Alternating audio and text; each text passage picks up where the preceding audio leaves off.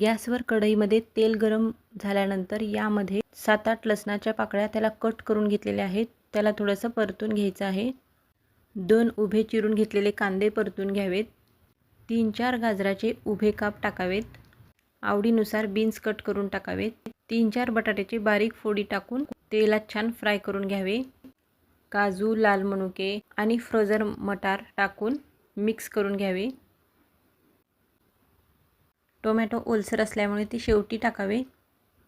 2 ते 3 चमचे tomato ketchup, 2 चमचे शेजवान चटणी, आपल्या आवडीनुसार तुम्ही कमी जास्त करू शकता. थोडासा डार्क सोया सॉस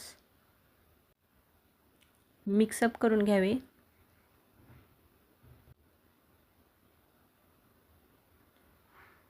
थोडंसं मीठ टाकून देखील आपण हे मिक्सअप करून घ्यायचं आहे. इथे मी 3 वाट्या भात शिजवून घेतलेला आहे. तो टाकून आपण मिक्सअप छान असं करून घेऊ. आपल्या आवडीचे भाज्या व मसाले यामध्ये तुम्ही टाकू शकता. मस्त असा शेजवान राईस बनवून आता तयार आहे.